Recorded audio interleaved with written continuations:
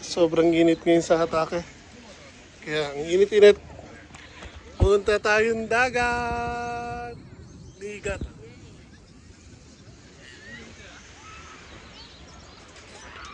Ayun po guys. So, today dito po tayo sa may Niigata. Kashizawa ba? So yan. Buong araw po tayo dito. Titingnan lang natin ang tubig, hindi po tayo papasok. So, ang dami pong tao ngayon dito. And along the way, may mga nakasabay pa kami na kapareho ng lugar namin kasi makikita mo yun sa lakan ng sasakyan. Kung tagasan yung sasakyan na yun. So, ilan yung nakasabay namin na taga-Gunma area. Hanggang dito papunta. So, nandito rin sila sa may dagat. So yan guys. And maya maya papasyal ko kayo dito. And meron doon parang naka-separate na island doon. Pupuntahan natin. Samahan niyo ako.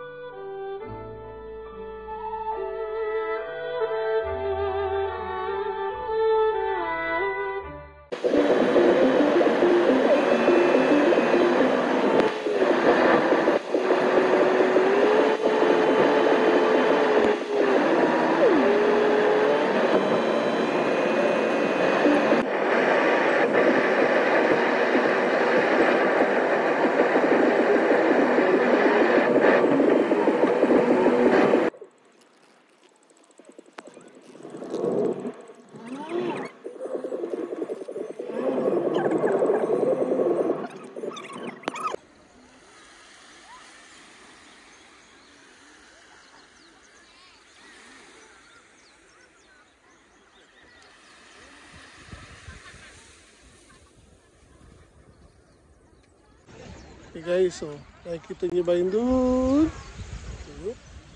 Tayo doon. Meron kasi ako nakitang kakaiba. So ito ilang beses nang lumabas to actually sa TV dito sa Japan. So puntahan natin ang malapitan.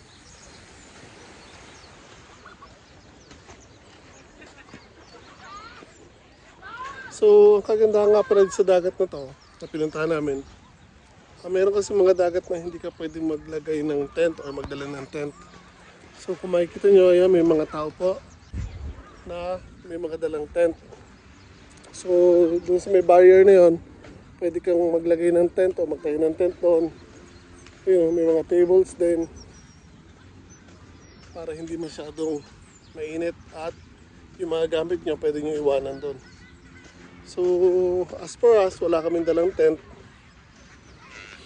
At yun, so bahala na pupwesto na lang kami kung saan pupwesto mamaya.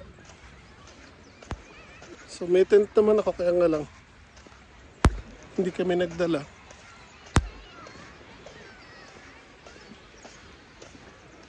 So ganyan po. Maaga pa po, so nasa 9:30 pa lang ng umaga. Kaya mga tao hindi pa ganun karami. Pero maya maya siguro dadami na po yung mga tao dito. So malapit na tayo doon sa pupuntahan natin. Balik na rin ko lang yung camera. Okay guys, so yan po yung pupuntahan natin. Ayun. So lalapit tayo doon para makita natin ang malapitan. So tulad ng sinabi ko, ilang beses nang lumabas sa TV yan. So, nagkataon, nakita ko nung naghahanap ako ng mapupuntahan namin. Excuse me. So, nakita ko siya. Eh, pinakita ko sa anak ko. Yun, okay daw. Kasi nga rin makita yun dito. So, dito na kami nag-decide na pumunta. So, bago tayo lumapit, tingnan muna natin yung view.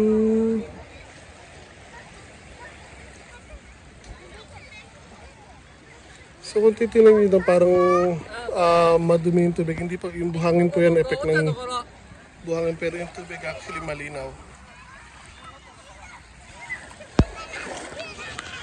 Ayan guys, oh. Linaw ng tubig, malinis.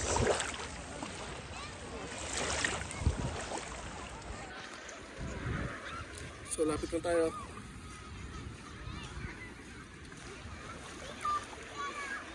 Okay na yun siya.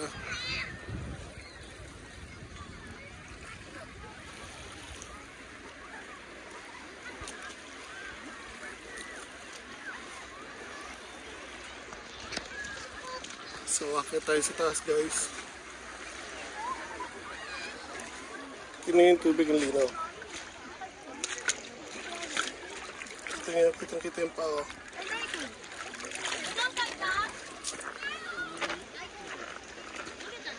Linaw ng tubig guys.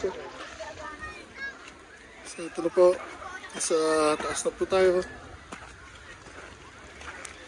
And yung tubig guys. Linaw.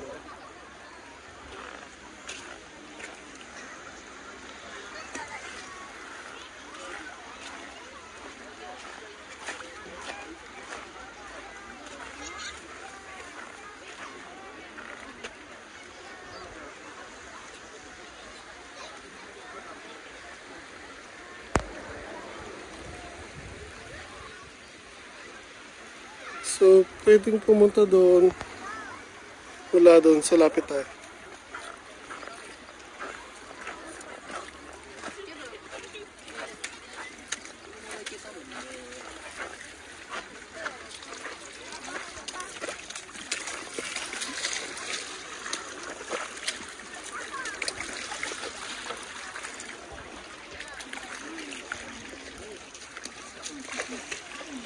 Lino ng tubig.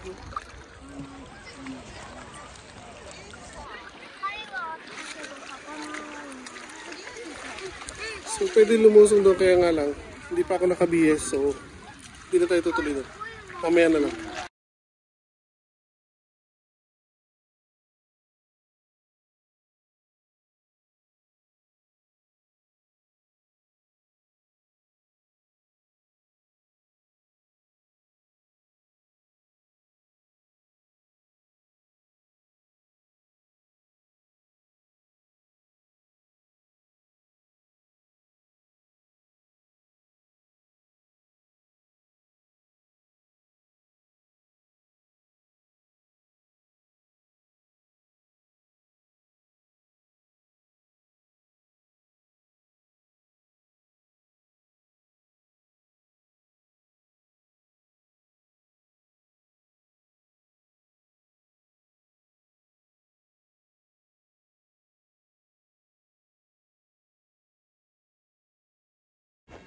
Okay guys, so tulad ng sinabi ko doon, medyo malalim yung daan, yung lalakaran. Mababasa ako, so hindi pa ako naka-BS, kaya mamaya na lang babalik tayo. So, balik lang ako sa sasakyan, magbibihis ako para lumusong man tayo sa tubig, wala pong problema. So, again, bihis lang po ako.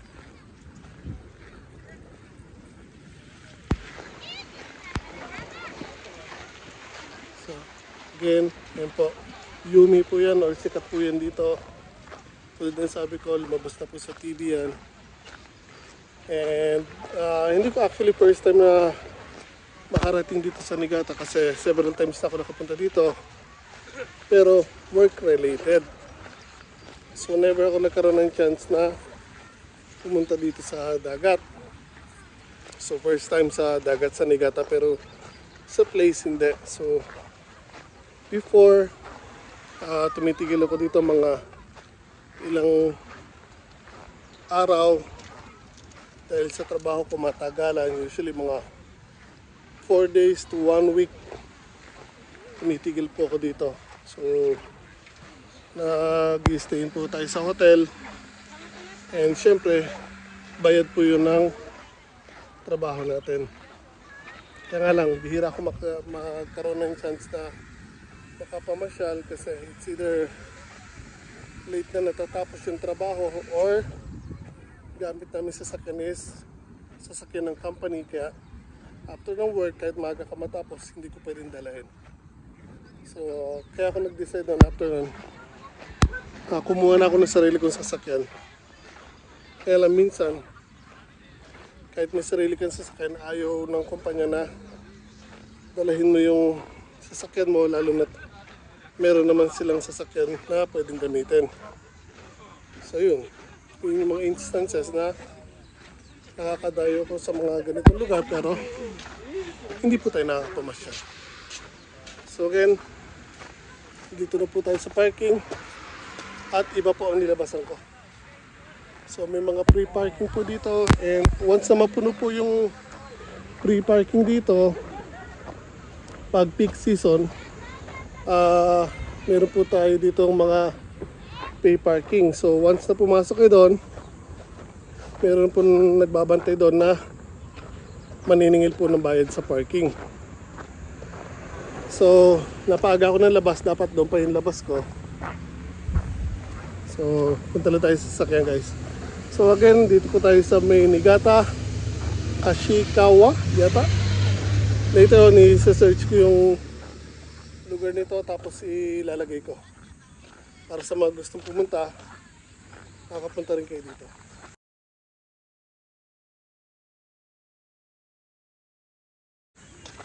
Okay. So again, excuse me, ayun po yung mga nagbabantay para sa parking. So kung pupunta kayo dito,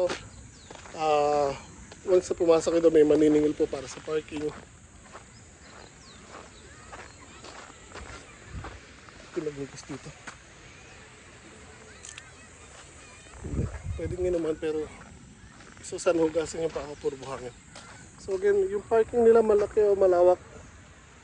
So bukod dito, doon, meron pa rin doon mga mas maluwag na parking, kaya nga lang medyo malayo yung lalakaran nyo bago makarating dito. Pero again, sa parking area walang problema. Mas lapit nga lang dito, pero once na mapuno to, again, doon kanina nagkamali ako ng pihit or liko sa may kanto. So nakapasok po ako doon, and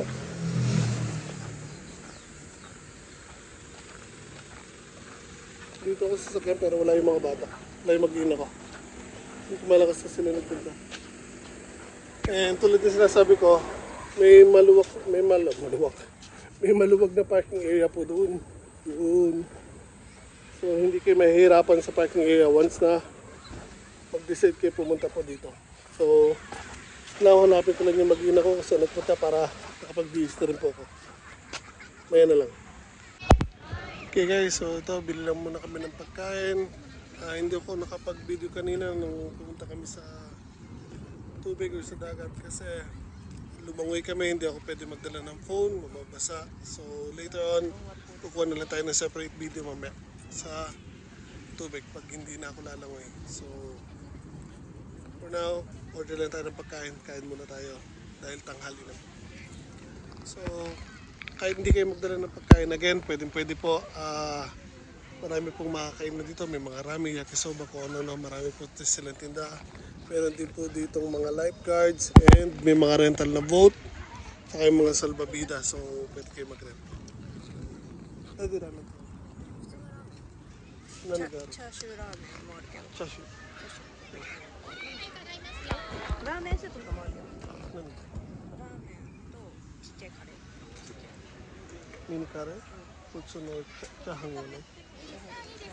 Gaya, sasara ikaw iran. ラーメンセットとイカ。 Ikaw mo. So yun, order ako ng ramen, chashu ramen, tsaka mini kare.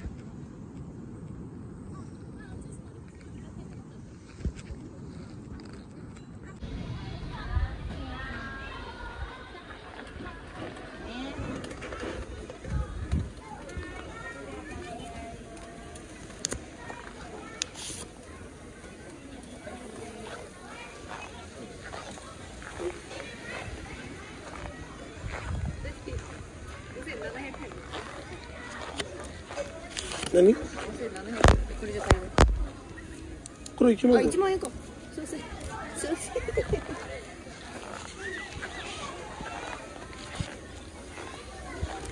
So, may mga pwede kayong tambahin dyan pag kumain kayo dito. Again, may mga table sila with umbrellas.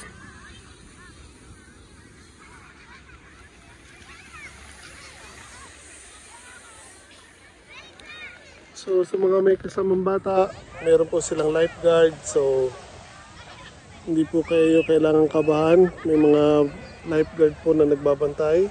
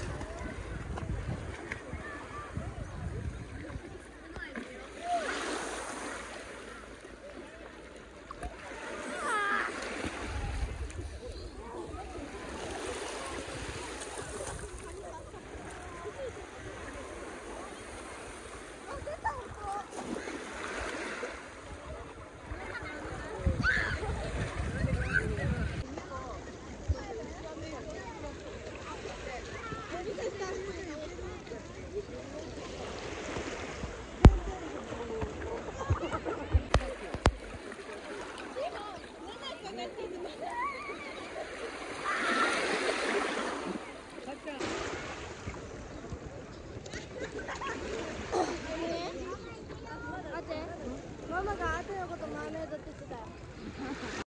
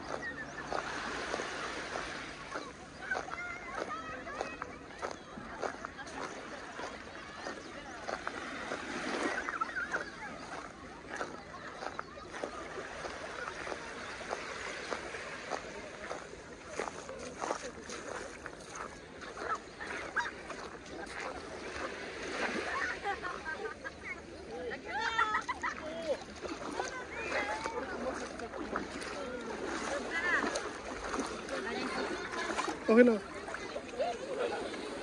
Kairio.